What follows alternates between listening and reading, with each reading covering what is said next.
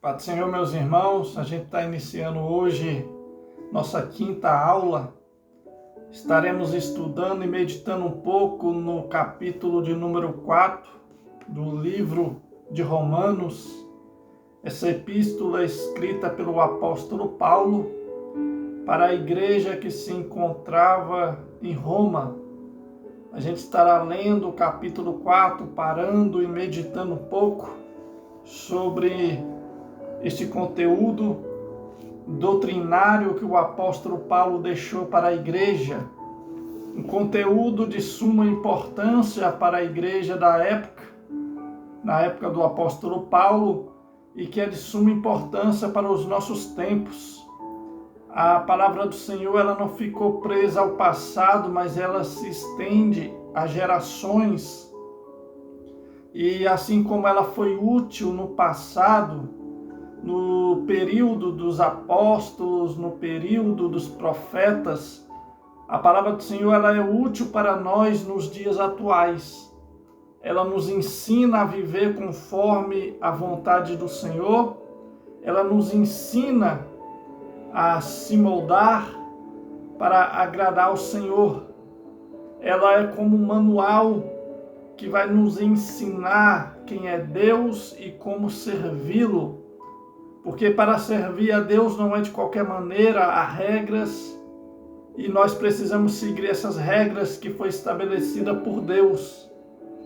Deus nos chama de qualquer maneira, nós vai para Ele de qualquer maneira, porque estamos no mundo presos, escravizados pelo pecado. Mas quando a gente está na presença, é necessário uma mudança, é necessário uma transformação, é necessário uma nova vida, uma nova conduta, e a palavra do Senhor, o livro sagrado, conhecido como Bíblia Sagrada, ela nos ensina qual é a vontade de Deus e a maneira que devemos viver. Estaremos estudando agora o capítulo 4. Convido os irmãos a abrir a sua Bíblia e estar lendo, acompanhando. Depois os irmãos dão uma lida também na apostila que foi postada aí no grupo. Medite, estude com tempo, sem pressa, para que venha ser um estudo que venha produzir frutos em sua vida. Capítulo 4, a partir do versículo 1. Do ponto de vista humano, Abraão foi o fundador de nossa nação. O que descobriu ele? Se suas boas obras o tivessem tornado justo, ele teria motivo para se vangloriar, mas não perante Deus. A gente vê que o apóstolo Paulo falando do patriarca Abraão, que a Bíblia o chama de pai da fé, porque Abraão foi um homem que confiou na promessa de Deus. E aqui Paulo vem trazendo que o que fez Abraão se tornar pai na fé, um homem, exemplar em sua fé, em sua confiança em Deus, não foi as obras que Abraão realizou como homem, mas sim a fé dele em Deus, a confiança em Deus, mesmo o tempo, falando que a gravidez de sua esposa Sara era impossível devido à idade do casal, devido à circunstância. Tudo demonstrava que era impossível aquela mulher engravidar. Mas Abraão teve fé que Deus poderia realizar o milagre e Deus realizou mediante a fé de Abraão. Por isso Abraão é chamado de pai na fé.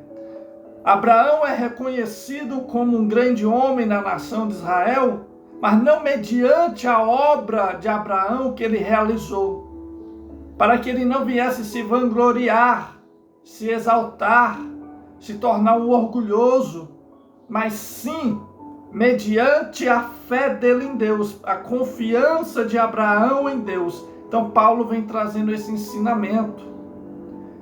Do ponto de vista humano, Abraão foi fundador da nossa nação.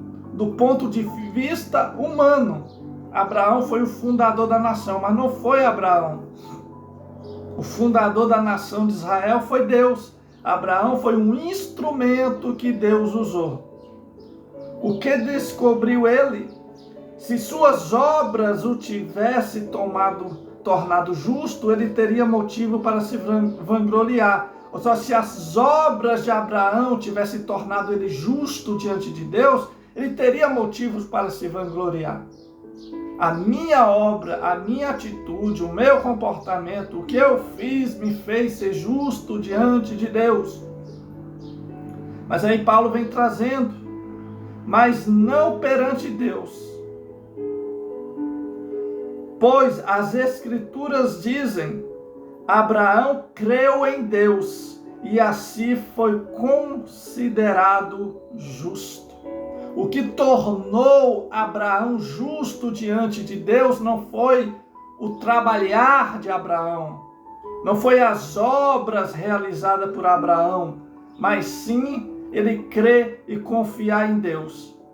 Meus irmãos, o que nos faz se tornar justos diante de Deus não é o nosso trabalho. Sim, Deus ele recompensa o nosso trabalho. Deus ele não fica devendo nada ao homem, ele recompensa. E a Bíblia fala que o trabalhador ele é digno do seu trabalho. Mas não é o meu trabalho, o que eu faço, que me faz ser justo. Não é o trabalho meu na obra que vai me justificar diante de Deus, mas é a fé. Paulo vem trazendo isso na epístola aos Romanos, é a fé. E a fé em Cristo, o Filho de Deus. Se não tiver fé em Jesus, se não crer em Deus, é em vão o nosso trabalhar. Porque o que nós fazemos com as nossas próprias mãos não é suficiente para nos tornar justos, mas somente o sacrifício de Jesus Cristo que nos faz ser justos.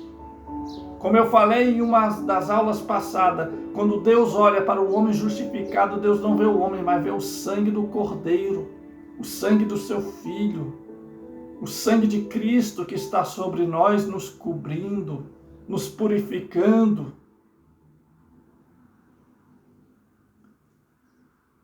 Pois as Escrituras dizem que Abraão creu em Deus e assim foi considerado justo. O salário daquele que trabalha não é um presente, mas um direito.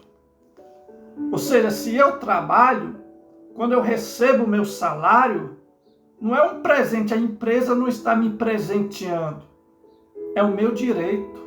Eu doei horas de trabalho para a empresa, eu contribuí para o crescimento da empresa, então é meu, não é um presente, a empresa não está sendo legal comigo. Eu vendi a minha hora e a empresa está me pagando em dinheiro. Então o trabalhador, ele recebe o seu salário, é direito do trabalhador o seu salário. Mas diante de Deus, meu irmão, não é o que eu faço que me faz ser visto como um homem santo e justo, um homem reto e íntegro, mas é a minha fé, a fé que me torna uma pessoa íntegra, uma pessoa merecedora da graça. Não adianta trabalhar e não ter fé. O que Paulo fala lá em Coríntios, em outra epístola escrita por Paulo, que tudo aquilo que a gente faz, se não tiver amor, não tem efeito nenhum. É como um sino que só faz barulho, mas é oco e vazio. Assim também é a fé. Não adianta trabalhar e ser apenas um sino que faz barulho, mas por dentro é oco. É um vão. É necessário fé. Sem fé, o trabalho é em vão. Sem fé, não há uma justificação. Por isso que Paulo traz a doutrina da justificação pela fé. Contudo, ninguém é considerado justo com base em seu trabalho, mas sim por meio da sua fé em Deus, que declara justo os pecadores.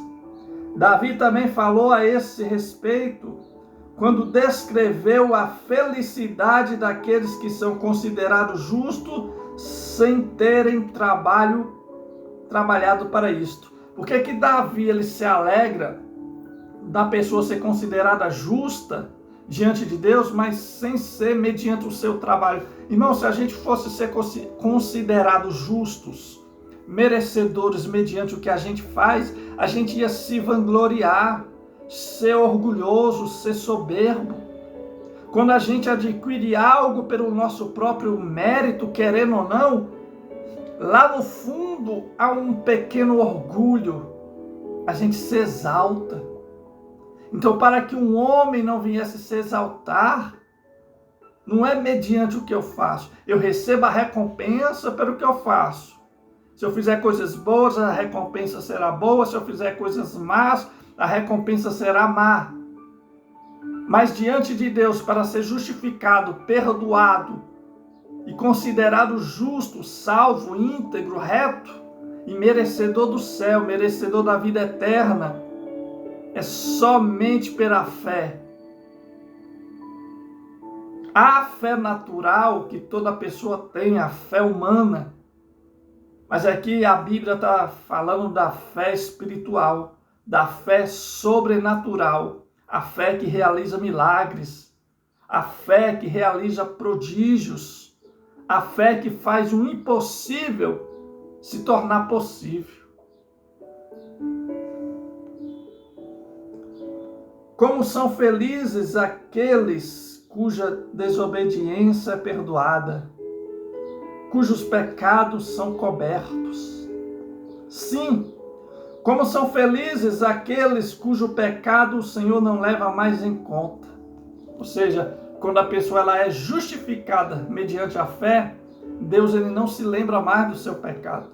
Ele é perdoado. O pecado da pessoa é lançado no mar do esquecimento. Nós humanos, mesmo quando a gente perdoa uma pessoa, a gente ainda fica trazendo em nossa memória e lá no fundo ainda há um pequeno ressentimento, porque somos humanos e falhos, mas Deus não. Quando Deus perdoa, Ele perdoa. Quando Deus ele apaga os nossos pecados, Ele apaga. Agora precisamos ter a ciência, Deus perdoa, perdoa, mas vem as consequências. As consequências, elas vêm, mesmo a gente sendo perdoado. O perdão do pecado é para que nós não vá para o inferno. O perdão do pecado é para que nós venha ter vida eterna, salvação. Mas não nos livra da consequência do pecado. Por isso precisamos refletir antes de pecar.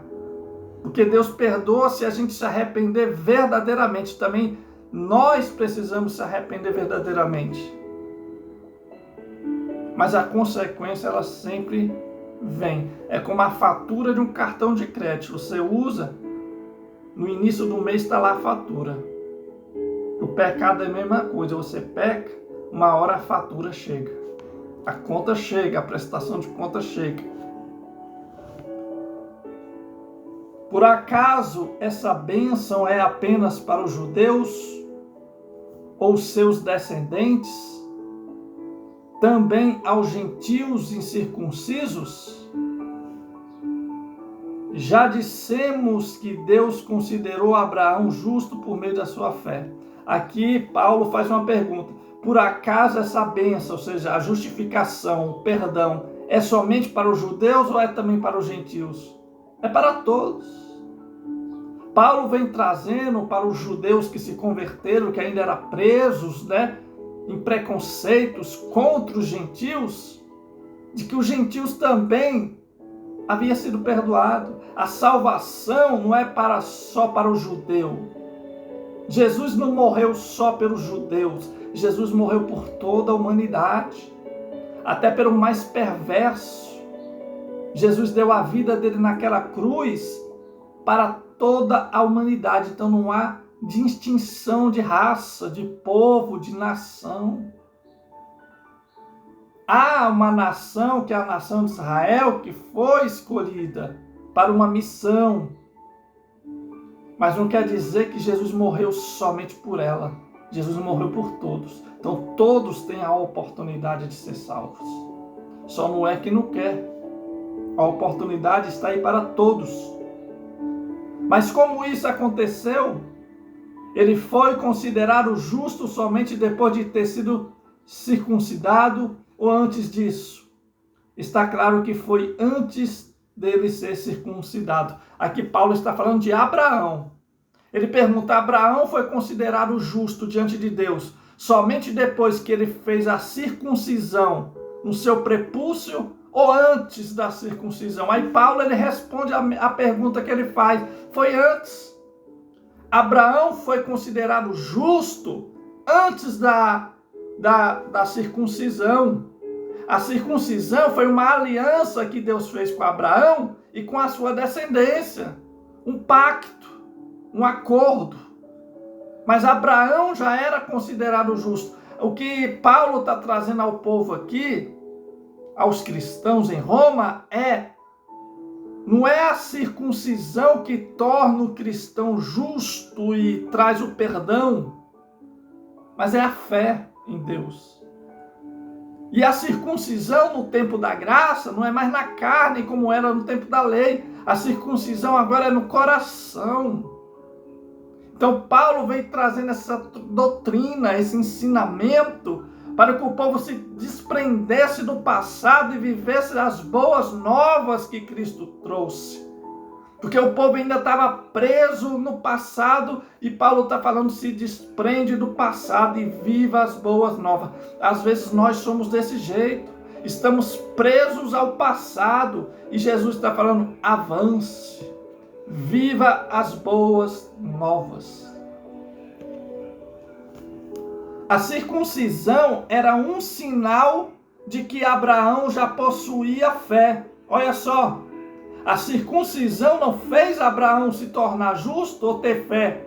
A circuncisão só era uma prova, um sinal que Abraão era um homem de fé e confiava em Deus. Versículo 11, ó, a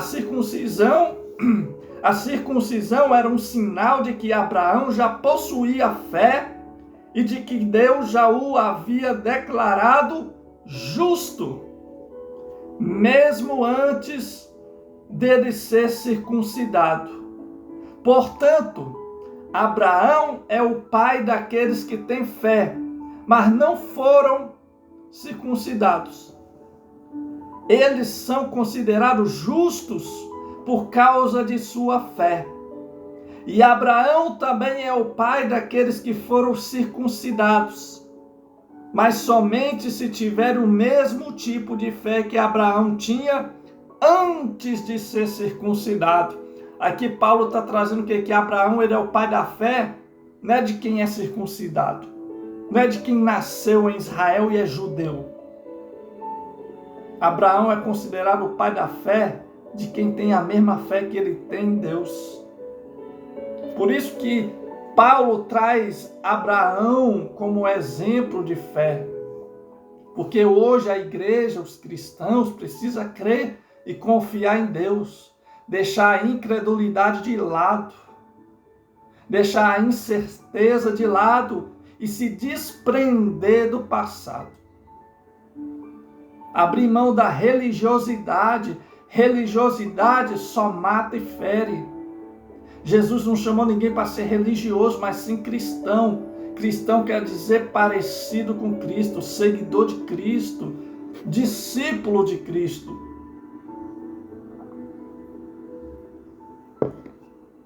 A promessa que Abraão e seus descendentes herdariam, a promessa de que Abraão e seus descendentes herdariam toda a terra, não se baseou em sua obediência à lei de Deus, mas sim no fato de ele ter sido considerado justo quanto teve fé. Ou seja, a promessa que Deus fez a Abraão e a sua descendência de possuir a terra prometida, Canaã, não foi mediante Abraão obedecer à lei. Então a gente vê que a lei já veio antes de Moisés. Já havia uma lei, uma ordem, uma norma estabelecida por Deus na época de Abraão. Mas o que fez Abraão e a sua descendência tomar posse da promessa é a fé. A Bíblia fala que sem fé é impossível agradar a Deus. Se não houver fé, a gente desagrada a Deus. Se não conseguimos agradar a Deus, a gente não consegue tomar posse daquilo que é nosso. Paulo está ensinando nessa epístola a fé. Sem fé é impossível conquistar. Sem fé é impossível crescer. Sem fé é impossível ser justificado. Crê que Deus existe. Crê que Deus é poderoso. Crê que Deus pode fazer o impossível. Crê que Deus pode cumprir as suas promessas. Aos olhos humanos é impossível, mas Deus não é humano. É impossível para os homens. Mas Deus é o Deus do impossível, então Ele pode. Isso é fé. A circunstância e o momento fala que é impossível. Igual aconteceu com Abraão. Abraão já era um idoso, velho, quase 100 anos de idade. A sua esposa Sara também, com quase 100 anos. Humanamente impossível aquela mulher engravidar e sobreviver àquela gestação, sobreviver ao parto. Mas a gestação, o parto, foi um milagre. Por quê? Porque Abraão não duvidou da promessa. Quem não duvida da promessa, vê o milagre.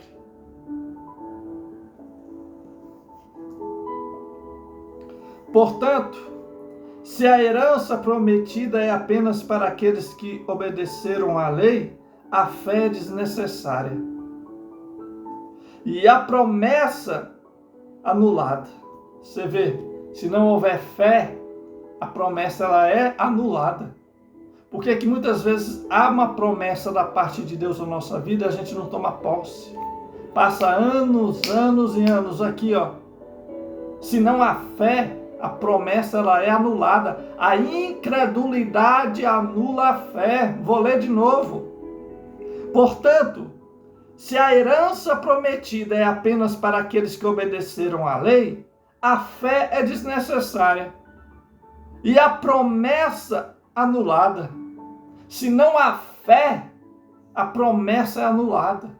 Deus faz a promessa, mas Ele quer que nós creia. Ele quer que nós tome posse já pela fé, para que venha se concretizar. Sem fé, a promessa é anulada. Por isso que muitas vezes você recebe promessa e não toma posse. É porque a sua incredulidade está fazendo a promessa ser anulada. Sem fé, é impossível agradar a Deus. Sem fé, não há milagre. Sem fé, não há uma justificação. Não há um perdão verdadeiro, não há um perdão, uma limpeza.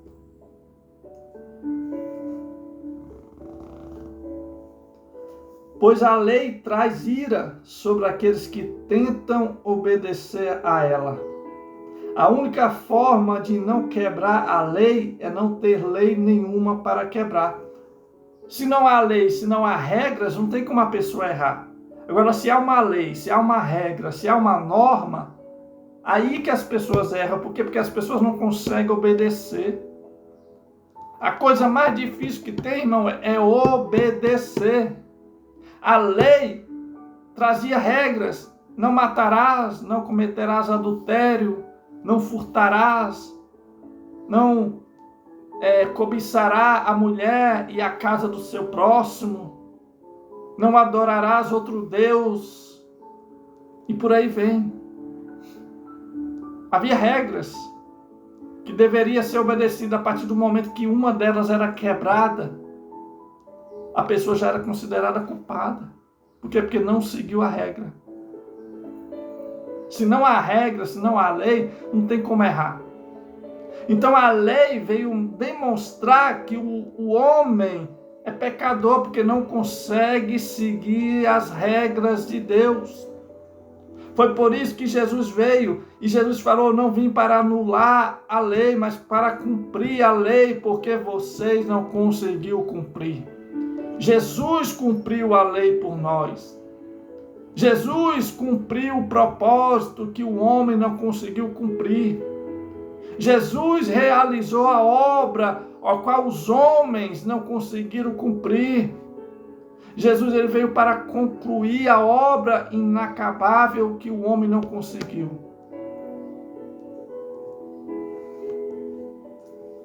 A única forma de não quebrar a lei é não ter lei nenhuma para quebrar.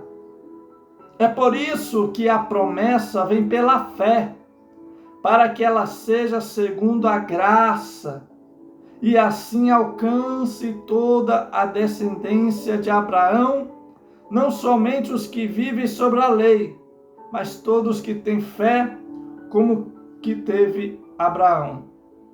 Pois ele é o pai de todos que creem, conforme aparece nas Escrituras. Eu fiz pai de muitas nações. Isso aconteceu porque Abraão creu no Deus que traz os mortos de volta à vida e cria coisas novas do nada. Mesmo quando não havia motivo para ter esperança, Abraão a manteve. Olha só, versículo 18. Mesmo quando não havia motivo para ter esperança, Abraão manteve, crendo que se tornaria o pai de muitas nações, pois Deus lhe tinha dito: esse é o número de descendentes que você terá. Você vê, não havia motivos visíveis para Abraão crer. Tudo, quando Abraão olhava ao seu redor, tudo dizia o contrário. Você não vai conseguir ser pai de muitas nações, você nem filho tem. Sua mulher estéril já está velha, você está velho, vocês já estão praticamente com o pé na cova, idosos, velhos. Mas ele creu, se Deus falou, Deus vai fazer. Nem que eu tenha que viver até 500, até 600 anos, mas se ele falou, eu vou viver e vou tomar posse. Às vezes nós perdemos as promessas, deixamos de tomar posse daquilo que Deus preparou e prometeu, porque a gente olha para o nosso redor e tudo está falando que é impossível. E a gente sufoca e mata a fé. Eu tenho o costume de dizer que a fé é como uma árvore. A árvore, se você não deixar ela tomar um pouco de sol, um pouco de sombra, e não molhar, não regar, ela morre. A fé é uma árvore. Você precisa estar regando ela. Se você não regar, a sua fé morre. Ela vai diminuindo. E aí você se torna incrédulo. E é aí que você perde a tua bênção. Quando a incredulidade toma conta, toma o lugar da fé.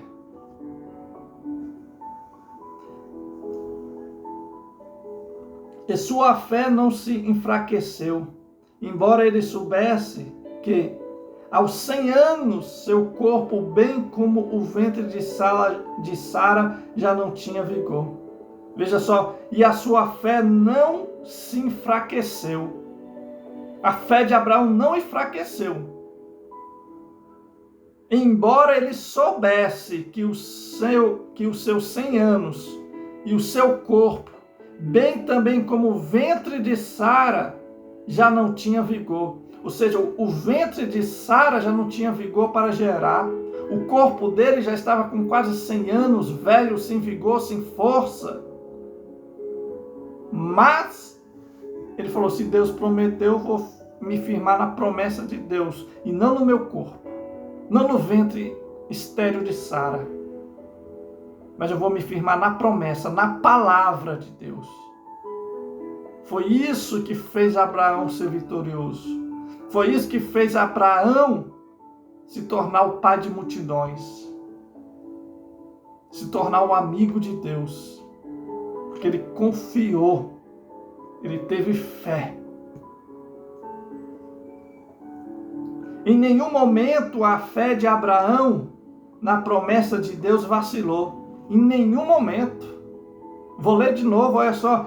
Em nenhum momento a fé de Abraão na promessa de Deus vacilou. Momento algum Abraão duvidou.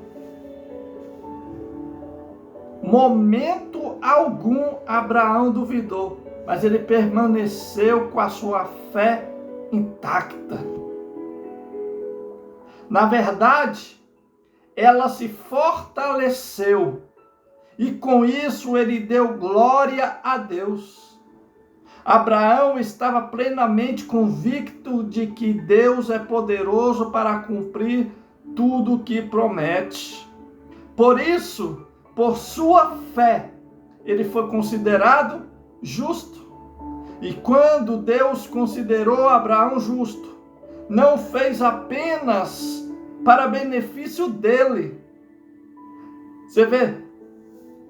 E quando Deus considerou Abraão justo, não o fez apenas para benefício dele, mas sim também para os seus descendentes, para aqueles que creem em Deus, confiar em Deus e tiver fé em Deus, mesmo que não seja judeu, será beneficiado pela promessa de Abraão. Se a igreja hoje tiver a fé em Deus, a fé que Abraão teve, confiar em Deus como Abraão, as promessas que Deus fez para Abraão são derramadas sobre a igreja. Pois elas garantem que também seremos considerados justos, porque cremos naquele que ressuscitou dos mortos, a Jesus, nosso Senhor. Ele foi entregue à morte por causa de nossos pecados e foi ressuscitado para que fôssemos declarados justos diante de Deus. Então, meu irmão, aqui no capítulo 4, a gente vê Abraão sendo trago aqui como um exemplo de fé.